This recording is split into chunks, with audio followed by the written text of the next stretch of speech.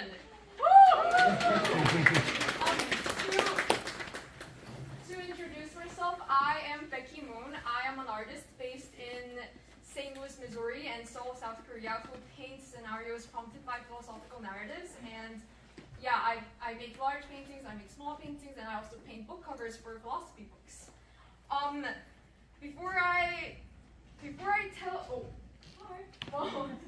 well, I have two things to say to you today. One is about bridging philosophy and art, and the other is about our show, Sea of Perception. And before I dig in deeper, I would like to first thank some people. And I would first like to thank my wonderful muse and curator, Susanna Siegel. Thank you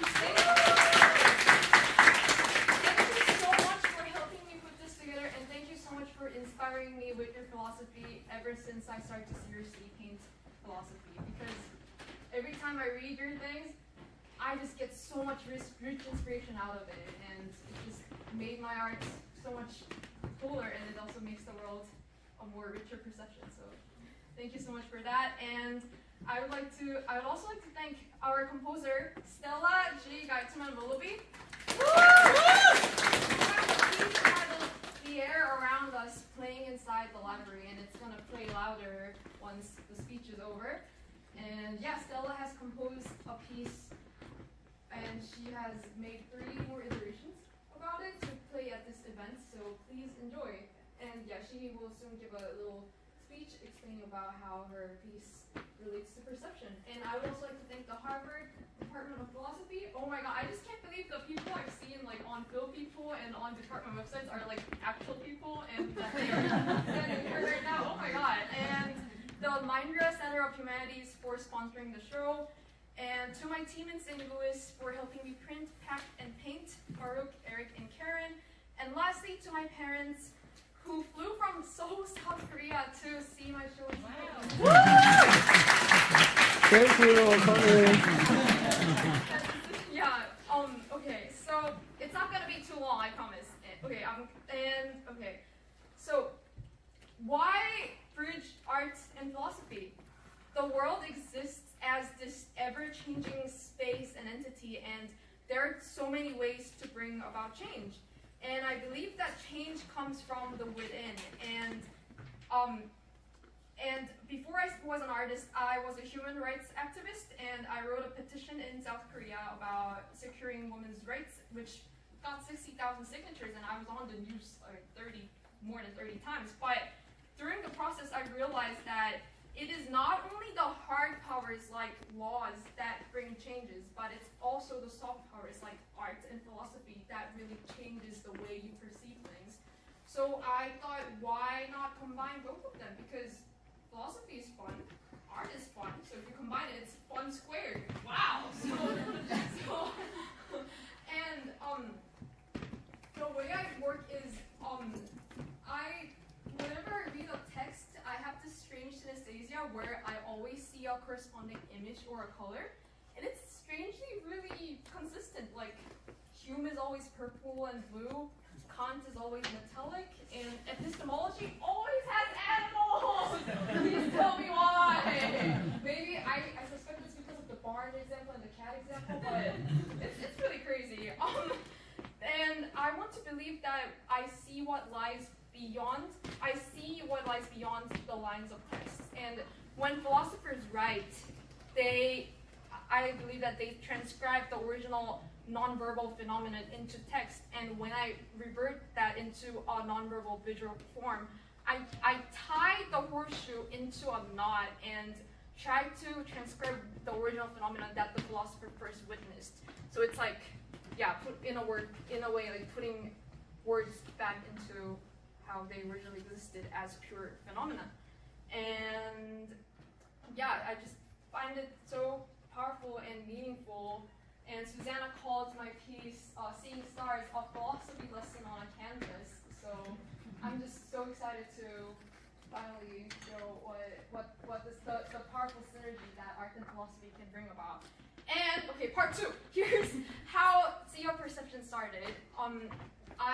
2 years ago, I got a commission from a philosopher, and she asked me, Becky, can you paint me something about trees and perception? And the two arguments in philosophy perception that about trees that came up to my head instantly was Susanna Siegel's tree argument and George Berkeley's if a tree falls and no one's there to hear it, doesn't make a sound. And Susanna's tree argument is, do you want to like hop in and like, it's like if you learn how to distinguish pine trees from a group of trees, your experience of seeing trees will change.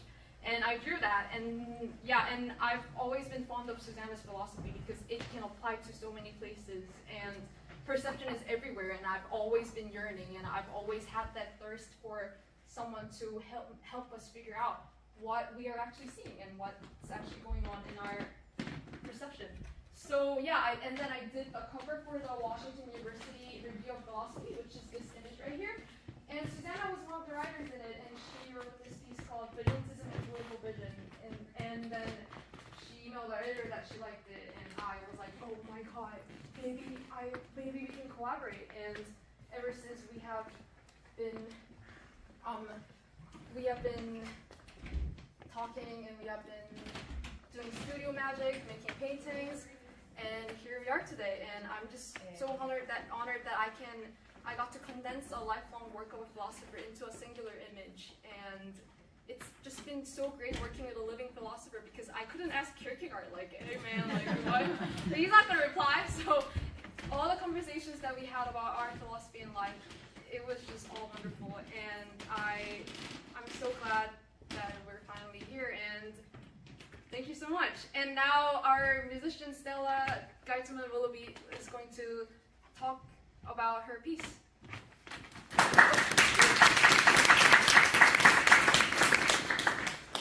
Thank you so much, Becky, and thank you all so much for being here.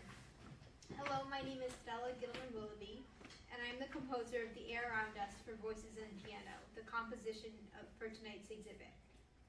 As you listen to my composition, appreciate the visual art, and move throughout this beautiful space, I hope and anticipate that you will each perceive the air around us in your own unique and personal way. In placing the speakers around the room in the configuration that you'll see in Robin's library, your listening experience will differ depending on where you are standing and which direction you are facing. You will hear an array of vocal sonorities, musical interpretations, and expressions as you move throughout the library. I want to say that I am very grateful and excited for the opportunity to share this composition with you.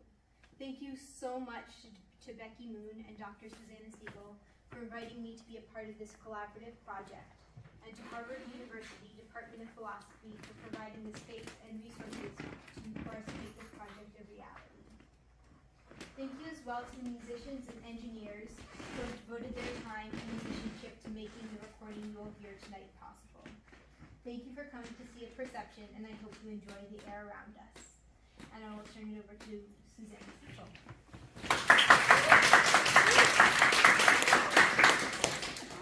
Okay, thank you so much for coming. I will be really quick and just wanted to say that normally when we write philosophy books or give philosophy lectures, what happens is somebody raises their hand and raises an objection, or says something out, or that we haven't defined the phenomenon properly, or we have a conversation that takes us on clarified dialectical path, but it's more discursive. And so what an incredible delight and thrill to have a response to philosophy that's this, that sights and sounds, and a whole other modality, because oftentimes in philosophy we try to reach a point where we are seeing everything from some sort of stance kind of above it all, or from a kind of distance of all sorts, think of Socrates and his social distance from polity and on from there. So it's sort of nice to be seen by artists, for philosophy to be seen with what I think Iris Myrtle might call loving attention. So I hope we can give some loving attention right back to this incredibly talented, creative artists who have seen us. So thank you so much to both of you.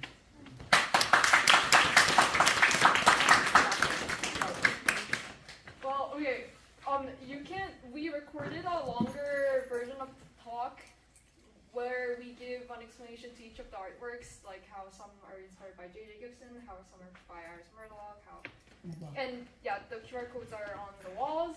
And inside the library, Stella's piece will be playing, and you can get food and postcards. So and t-shirts and drinks. And t-shirts and drinks. So yeah, thank you so much for coming. Go Perception!